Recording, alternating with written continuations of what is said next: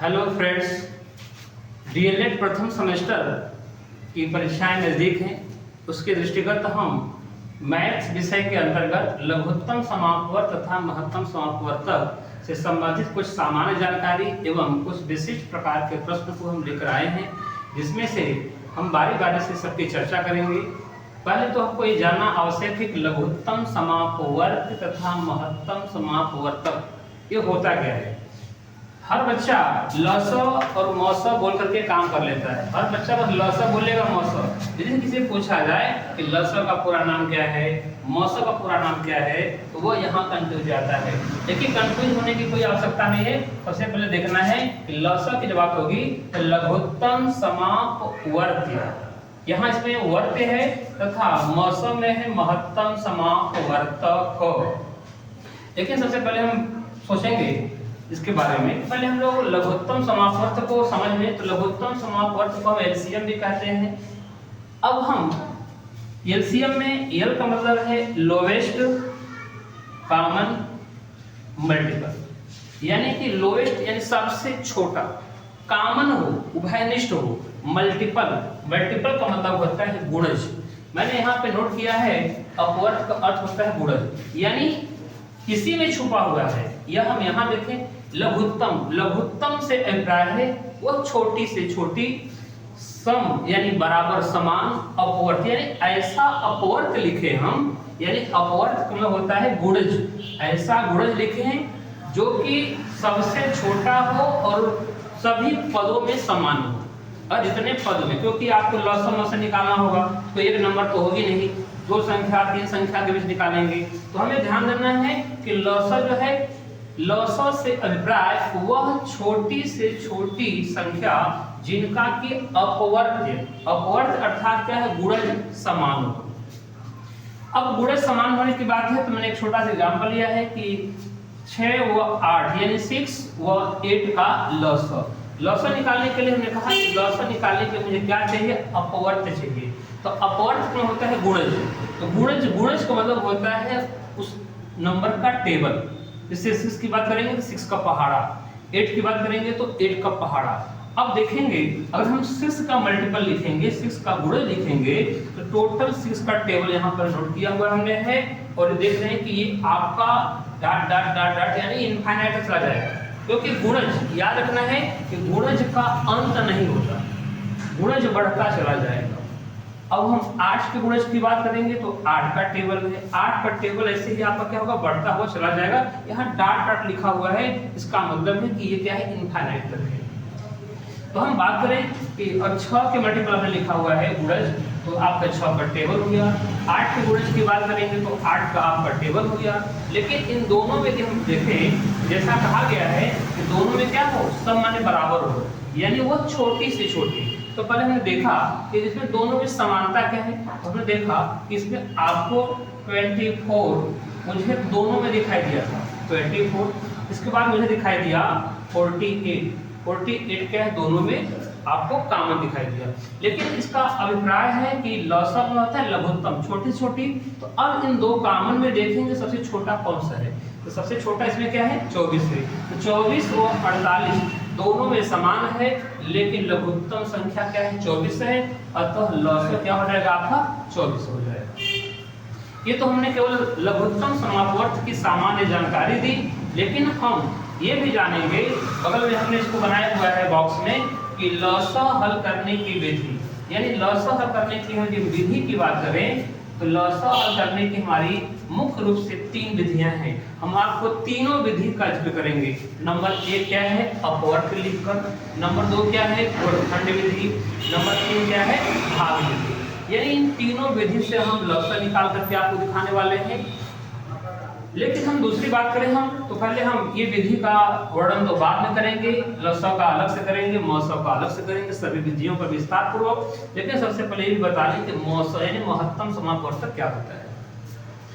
कि महत्तम समापवर्तक से अभिप्राय वह बड़ी से बड़ी संख्या जिनका अपवर्तक, अपवर्तक बोले तो डिवाइजर, विभाजक, यानी जिससे भाग दिया जा सके या जिसके टुकड़े किए जा सके। यानी अपवर्तक यानी भाजक क्या हो, समान हो, अब हमने कहा कि मौसा से अभिप्राय वह बड़ी से बड़ी संख्या जिनका अपवर्तक समान हो। अपवर्तक यानी डिवाइजर यानी विभाजक, यानी हम उसको विभाजित करें यानी उसका खंड खंड कर दें, यानी ये हम कह सकते हैं कि वह किन किन संख्याओं से वो डिवाइड होने वाले हैं। जिन जिन संख्याओं से डिवाइड होगी उनको हम यहाँ पे नोट करेंगे। तो हम देखा यहाँ 6 और 8 का लॉस निकाला था, अब 6 और 8 को हम क्या करेंगे, मौसा निकालेंगे। तो मौसा की बात करेंगे तो 6 का यदि हम भाजक लिखें, भाजक या विभाजक बोल सकते हैं, यानी 6 किन किन संख्याओं से कट सकता है। देखा जाए 1 से भी कट जाएगा, 2 से भी कट जाएगा, 3 से भी कटेगा और 6 से भी कटेगा। और हमने यहाँ फुल स्टॉप दिया हुआ है, यानी इसके बाद 6 के विभाजन 6 इसके अतिरिक्त किसी और संख्याओं से डिवाइड नहीं होगा। दूसरी बात है 8 का विभाजन। 8 के विभाजन 8 आपका 1 से डिवाइड होगा, 8 2 से भी डिवाइड होगा, 8 4 से डिवाइड होगा और 8 स्वयं 8 से भी डिवाइड होगा। इसके बाद हम लिखा है फुल स्टॉप लगाया है, यानी इसके बाद ये आगे बढ़ाया नहीं जा सकता। लेकिन लॉसों में आपने देखा था इसको हम आगे बढ़ा सकते हैं, और इसमें क्या है, इसको हम आगे बढ़ा नहीं सकते। तो हमने कहा कि मौसा से अभिप्राय वह बड़ी से बड़ी संख्या जिनका अपवर्तक समान हो। तो हमने लिखा हुआ है अपवर्तक, यहाँ पे हमने जहाँ भाजक लिखा है वहाँ आप अपवर्तक भी लिखें, क्योंकि मैंने लिखा है कि अपवर्तक ही क्या है, इसका भाजक है। तो 6 का अपवर्तक ये है, 8 का अपवर्तक ये है, और दोनों में देखा जाए कि समानता की बात तो 1 भी दोनों में है और 2 भी दोनों में है। लेकिन हमने कहा कि बड़ी से बड़ी संख्या, तो दोनों में कॉमन होने वाली सबसे बड़ी संख्या क्या है, 2 है। अतः इनका मौसा कितना होगा, 2 होगा। मौसा हल करने की हम विधि की बात करें तो मौसा हल करने की हमको यहाँ पे 3 विधि, यानी पहली विधि क्या है, अपवर्तक लिखकर, दूसरी विधि क्या है, गुणनखंड लिखकर, तीसरी विधि क्या है, भाग विधि है। यानी हम तीनों विधियों से हमको मौसा भी हल करके दिखाने वाले हैं। तो सबसे पहले आप लोग इसका स्क्रीनशॉट लेकर के इसको नोट कर सकते हैं। स्क्रीनशॉट ले लीजिएगा, लेने के बाद आप इसको स्किप कर सकते हैं। स्क्रीनशॉट ले लिए हैं, अब इसको हम डिलीट करने वाले हैं। इसके बाद हम एक छोटा सा एग्जांपल लेकर के आपको 3 विधि यानी कि 6 विधि को हम बताने वाले हैं। जैसा कि हम लोग अभी पढ़ रहे थे कि लसा तथा मौसा के बारे में संक्षिप्त जानकारी, अब हम बात कर रहे हैं कि लसा मौसा हल करने की विधि के बारे में। हमने जैसा बताया था कि लसा हल करने की 3 विधियां हैं और मौसा हल करने की 3 विधियां हैं। तो बहुत से छोटे ही जगह में आपको लसा हल कर देंगे 3 विधि से और मौसा हल कर देंगे 3 विधि से। तो हम कोई छोटी संख्या लेते हैं, जैसे मैंने कह दिया कि आपको 5 व 15 का लसा ज्ञात करना है। अगर मुझे इन संख्या का लसा ज्ञात करना है तो हम पहले विधि की बात करेंगे। तो सबसे पहले मैं लिखूंगा अपवर्त लिखकर। अपवर्त माने होता है गुणज, जैसा कि अभी पीछे हम लिखे थे अपवर्त यानी गुणज लिख देंगे, यानी गुणज यानी इनका पहाड़ा लिख करके हम इनका टेबल लिख करके दोनों में काम दिखा देंगे। जैसे हम बात करें 5 व 15 का लसा, तो मैं लिखूंगा 5 का अपवर्त। 5 का अपवर्त, अपवर्त का मतलब होता है टेबल, यानी 5 10 15 20 25 30 डैश डैश डैश। ये अभी समाप्त नहीं होगा, इसको आगे बढ़ाया जा सकता है। अब हम बात करेंगे 15 की। 15 का अपवर्त क्या होगा, 15 का अपवर्त जो है 15 30 45 60 75 डैश डैश डैश। अब इसमें आपने पढ़ा था कि लघुत्तम समापवर्त मतलब होता है वो लघुत्तम यानी छोटी से छोटी संख्या जिसके अपवर्त्य समान हो। लघुत्तम का अर्थ होता है छोटा, अपवर्त्य समान, यानी ऐसा, इसको पढ़ेंगे पीछे से, ऐसा अपवर्त्य जो समान हो सभी पदों में और वो सबसे छोटा हो, लघुत्तम हो। तो हम बात करें कि अपवर्त्य लिख दिया गया, तो हमने देखा कि कौन से नंबर दोनों में समान है। तो देखिए आपको 15 दिखाई दे रहा है, 30 भी दिखाई दे रहा है, इनके अपवर्त्य समान है। अब हम देखें तो सबसे मिनिमम क्या है, तो इस यहाँ पे मैक्सिमम 30 है, मिनिमम आपका 15 है, 16 से कितना हो जाएगा इसका 15 हो जाएगा। ये हमने अपवर्त विधि का प्रयोग कर लिया। अब हम अपवर्त विधि के बाद आते हैं, इसी नंबर का हम गुणनखंड विधि से हल करेंगे। गुणनखंड विधि में करके देखते हैं गुणनखंड विधि क्या है। तो अब आपको इस जगह पे हम अपवर्त विधि को हटा करके बस यही पेन का हम फैक्टर कर देंगे। फैक्टर करने का मतलब है इसका गुणनखंड का गुणनखंड। चलिए अब हम 15 का गुणनखंड,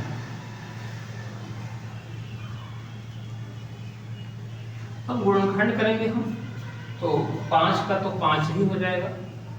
अब 15 की बात होगी, 15 का यहाँ पे 2 बार हो चुका है, तो 15 का गुणनखंड हम यहाँ करेंगे।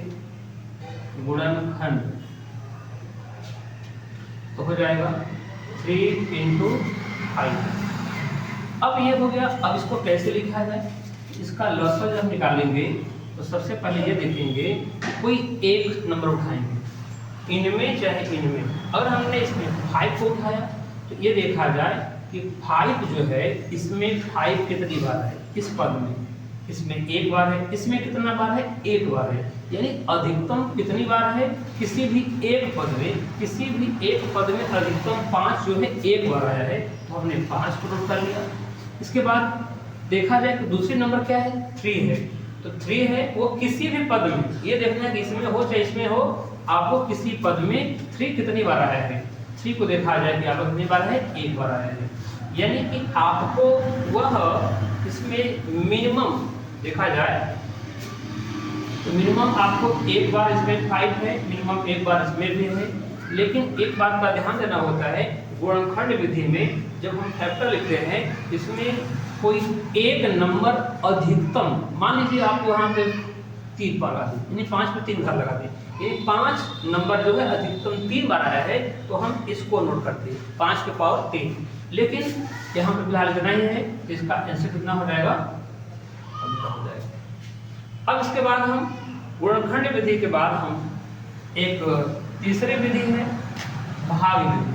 तो हम बात करेंगे भाग विधि की।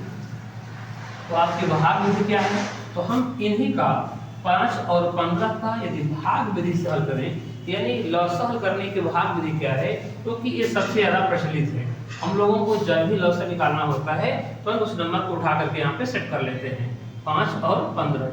अब इसको क्या करना है, तो आपका अभाज्य गुणनखंड यानी कोई अभाज्य संख्या, तो हम कहेंगे इसका डिवाइड जब भी होगा तो मिनिमम आप 3 से होगा। 3 से डिवाइड करेंगे तो 5 को 5 होगा नहीं करेगा, अब कितना बचेगा यहाँ पे 3 5 जा 15, यानी 3 5 15। अब ये 5 से डिवाइड हो जाएगा। अब इसके लसागु लिखने की बात आएगी, तो आपका जितना से डिवाइड किए हैं उसका मल्टीप्लाई कर लीजिएगा, तो 3 × 5 यानी 50। इनका लसागु क्या, यानी तीनों का लसागु क्या आया था, 15 आया था। अब हम ये तीनों विधि को हमने यहाँ पे देख लिया। अब हम बात करेंगे मौसा हल करने की तीनों विधियों को। अब यहाँ पे इन्हीं संख्याओं का हम मौसा भी आपको निकाल के दिखाने वाले हैं।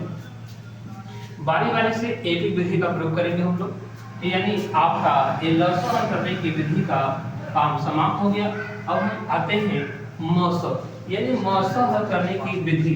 तो सबसे पहले हम क्या करेंगे, अपवर्तक। अपवर्तक यानी हमने कहा था अपवर्तक में होता है कि विभाजक, यानी हम बारी बारी से बात करेंगे। 5 का अपवर्तक क्या होगा, 5 का अपवर्तक, और यहाँ हम लिखेंगे 15 का अपवर्तक। अपवर्तक, अब अपवर्तक लिखने की बात आए तो अपवर्तक में होता है कि हम ये 5 को किन किन संख्याओं से डिवाइड कर सकते हैं। यह 1 से डिवाइड हो सकता है, वो स्वयं 5 से डिवाइड होगा, और यहाँ पे फुल स्टॉप लगा देंगे क्योंकि यहाँ से समाप्त हो जाएगा। अब नेक्स्ट नंबर हमारा क्या है, 15। तो 15 को देखेंगे, 15 का अपवर्तक, 15 आपका 1 से भी डिवाइड होने वाला है, 3 से डिवाइड होने वाला है, 5 से डिवाइड होने वाला है, और स्वयं वो 15 से भी डिवाइड होने वाला है। यानी कि 5 1 और 5 से डिवाइड होगा। मैंने यहाँ पे फुल स्टॉप लगाया हुआ है, ये दशमलव नहीं है, ये फुल स्टॉप है।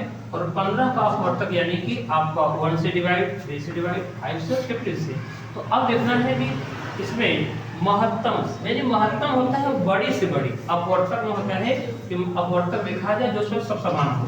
यानी देखिए क्या क्या समान है, एक भी इसमें इक्वल है और उसमें क्या है 5 भी इक्वल है। लेकिन हमने कहा कि महत्तम समापवर्तक का मतलब होता है महत्तम अर्थात बड़ी से बड़ी, सम यानी बराबर हो समान हो, अपवर्तक यानी ऐसा अपवर्तक हम लिखें जो कि क्या हो दोनों में समान हो और सबसे बड़ा हो। तो देखा जाए दोनों में समान कौन है 1 और 5 है, जबकि हम बड़ा से बड़ा की बात करेंगे मौसो, तो मौसो आपका क्या हो जाएगा 5, यानी आपका ये आंसर निकल के आएगा 5। तो ये अपवर्तक लिखने की एक विधि हो गई। अब हम दूसरी बात करेंगे गुणनखंड विधि। तो गुणनखंड विधि भी हम यही हल कर लेते हैं। गुणनखंड कैसे करना है, तो गुणनखंड ऐसा कि आपने देखा था पीछे, तो हम वही गुणनखंड भी कर ले रहे हैं यहाँ पे, यानी गुणनखंड करें तो 5 का हम गुणनखंड लिखेंगे, यानी 5 का कितना हम गुणनखंड कर सकते हैं। हमने यहाँ अभाज्य गुणनखंड नहीं लिखा इसलिए क्योंकि मौसा का आंसर 1 भी आता है, और हम अभाज्य गुणनखंड लिखेंगे यहाँ पे तो आपका 1 से आप वंचित हो जाओगे, इसलिए मैंने यहाँ पे लिखा है इनका गुणनखंड करना है। इनका हम गुणनखंड कर दें तो अगर देखा जाए 5 का खंड क्या हो सकता है 1 × 5, इसके अतिरिक्त इसका कोई खंड नहीं हो सकता। अब हम बात करें 15 का गुणनखंड, तो आपका 1 × 3 × 5, यानी इनके मैक्सिमम इतने ही खंड हो सकते हैं। तो हमने पढ़ा वही कि महत्तम हो, समान हो, अपवर्तक, वो तो हमारी पहली विधि में था। लेकिन हम आगे इस दूसरी विधि में तो गुणनखंड, इसमें ध्यान देना होता है कि इसमें कॉमन ढूंढा जाता है कि कॉमन क्या है, इसमें क्या है कॉमन क्या है, दोनों में कॉमन क्या है। तो दोनों में हमने देखा कॉमन क्या है हमारे सामने, तो 1 भी है 5 भी है, लेकिन इसमें हमको ढूंढना क्या है महत्तम, उसमें महत्तम यानी महोत्सव कितना होगा 5, यानी अधिक से अधिक कितने हैं वो 5 है। यानी अपवर्तक लिखकर भी हमने 5 निकाला था और हमने गुणनखंड लिखकर के भी 5 निकाला है। अब हम बात करेंगे इसमें एक तीसरा मेथड है भाग विधि। महोत्सव हल करने की एक तीसरी विधि है, इसको बोलेंगे हम भाग विधि। इन भाग विधि से हम कैसे हल करेंगे, देखिए ये बहुत ही चर्चित विधि भी है और इस विधि से बच्चे थोड़ा से भागते भी हैं, कतराते भी हैं, क्योंकि इसमें यदि दशमलव का अगर आ जाए तो वहाँ पे दिक्कत होती है। जैसे कि हमने वर्गमूल निकालना हो दशमलव का, तो वहाँ पे वो भाग विधि का ही प्रयोग करना पड़ता है। चलिए, लेकिन वो भाग विधि थोड़ी दूसरी होती है, ये भाग विधि थोड़ा सा रूल्स का अलग होता है, नाम भले ही गई है। तो उसमें कहा 5 और 15 का मौसम विधि कौन सी आपकी है भाग विधि है। तो हम क्या करेंगे 5 से हम 15 में डिवाइड करेंगे, तो 5 से हम 15 में डिवाइड करेंगे तो देखा जाए तो आपका एक टेबल जो है ये कितनी बार है 5 3 जा 15, यानी 5 जो है। अब देखिए, अब रही बात कि इससे आंसर क्या होगा, तो हम लोग जो डिवाइड करते हैं जब भाग विधि हल करते हैं तो ध्यान देते हैं कि भागफल पर ध्यान देते हैं। ये भाग में यानी केवल भाग जब करेंगे हम तो वहां पे भागफल पर ध्यान दिया जाएगा, लेकिन जिस पद से भाग दिया जाता है यानी जो आपका भाजक होगा, जो आपका भाजक होगा वो आपका मौसक कहलाएगा। यानी ये आपका मौसक कितना हो जाएगा, मौसक भी यहाँ पे आपके 5 हो जाएगा। ये आपका हो गया। यानी हम लसम मौसम हल करने की विभिन्न विधियों का प्रयोग किए थे, लेकिन अब हम इसके बाद इन्हीं लसम मौसम में संबंध, लसम मौसम में हम संबंध की चर्चा करेंगे कि लसम मौसम में क्या संबंध है, उनके संबंध का कौन सा सूत्र है।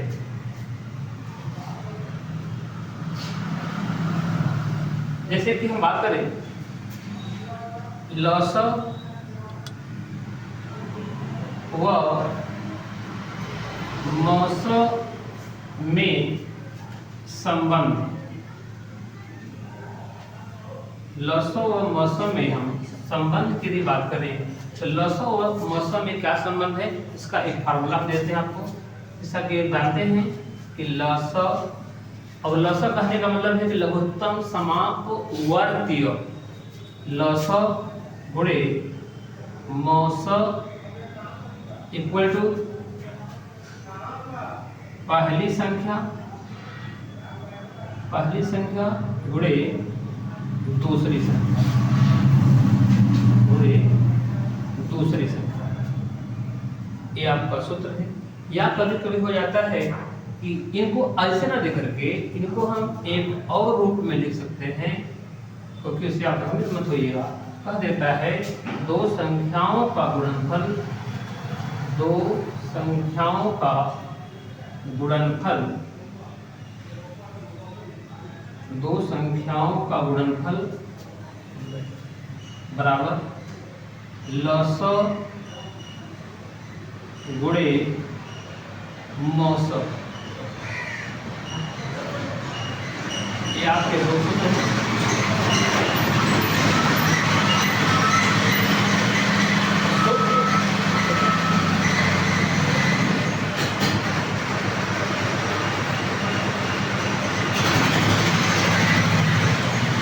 दोनों सूत्र सेम है, लेकिन अंतर क्या है, इनमें दोनों संख्याओं का आपस में गुणा कर दिया है। इसको हमने यहाँ पे ऐसे लिखा हुआ है, यानी लस व मस में संबंध का आपको जो भी प्रॉब्लम होगा, जो भी सवाल होगा, उसको आसानी से हल कर सकते हैं। लस का मान यहाँ भर देंगे, मस का मान आप यहाँ भर देंगे, अब पहली संख्या दी गई है, दूसरी संख्या का मान ज्ञात कर सकते हैं। या आपको दूसरी संख्या पूछा या पहले पूछे, या हो सकता है पहले पूछेगा तो दूसरी दे देगा, और लेकिन लस मस दे देगा। ये आपके हाई स्कूल के लेवल पर भी है, कक्षा 10 में भी दिया गया है, और ये आपका डीएलएड के स्तर पर भी है। अब हम लस मस में संबंध के सूत्रों को जान लिए। अब हम आगे इसमें कुछ आंकिक प्रश्नों के बारे में चर्चा करेंगे, यानी कैसे इसका न्यूमेरिकल हम सॉल्व करें। जैसे कि हम एक पुस्तक ले लेते हैं और उस पुस्तक में कुछ दिया हुआ क्वेश्चन है, इस क्वेश्चन को हल कर लेते हैं। आपके सामने एक एग्जाम्पल लेकर के आपके संबंध के कुछ क्वेश्चन होंगे, उससे तो बहुत सारे क्वेश्चन होंगे, लेकिन हाँ थोड़ा सा वहाँ पे एक चीज ध्यान देने वाली बात है कि लौसम मौसम निकालने की हमने एक विधि की और चर्चा करी थी, उसको भी देख लेते हैं। जैसे कि आपको चर्चा है बीजी व्यंजकों का लसम। इनके बाद अभी हम आंकिक प्रश्नों को हल करेंगे, लेकिन तब तक एक आपकी समस्यात्मक बातें हैं। अरे कि बीजी व्यंजकों का लसम, देखिए बीजीय व्यंजक, बीजीय व्यंजक का लसम, बीजी व्यंजक, बीजी व्यंजक का लौसम निकालना है तो हमें बीजी व्यंजक आपको अलग अलग पदों में दिए गए होंगे। जैसे मेरे पास दिया हुआ क्वेश्चन है, तरह कि 10a² bc एक पद है, दूसरा पद है 15abc², तीसरा है 20a²b²c। यानी इनका हमें लौसा प्राप्त करना है, यानी हमको इनका लौसा प्राप्त करना है। तो लौसा प्राप्त करने के लिए सबसे पहले इसमें देखेंगे कि वेरिएबल कितना है, कांस्टेंट कितना है। तो बारी बारी से हम पहले इनके वेरिएबल और कांस्टेंट को नोट कर लेते हैं, इसके बाद हम इनका गुणनखंड कर लेते हैं। तो देखा जाएगा गुणनखंड कर लेते हैं, तो देखा जाए पहले तो यहाँ पे आपका 2 × 5 इंटू ए आपका 2 बार है, a × b × c। अब उसे ही आपका 3 × 5 × a × b × c × c। इसके बाद 2 × 2 × 5 20 का। अब इसके बाद आता है a × b × c। अब इनका लौसम प्राप्त करना है। इनका लौसम प्राप्त करना कठिन तो नहीं होता है, जब थोड़ी सी समस्याएं आ सकती हैं। तो सबसे पहले हम इनका लौसम निकालने के लिए इसमें हम जो आपके नंबर्स दिए गए हैं उस नंबर्स की बात करेंगे। तो लौसम में हमने आपको क्या बताया था कि लौसम में आपका उसमें कोई भी पद हो, सभी पद में पहले कोई एक नंबर उठा लीजिए। इसमें देखिए 2 भी है और उसमें 5 भी है, उसमें 3 भी है। यदि हम 2 को उठाएं तो 2 को ये देखा जाए कि किसी पद में अधिकतम कितनी बार आया है। तो अगर देखा जाए हमें तो दो हमें यहाँ एक बार है, यहाँ है ही नहीं, लेकिन अधिकतम कितनी बार है? 2 बार।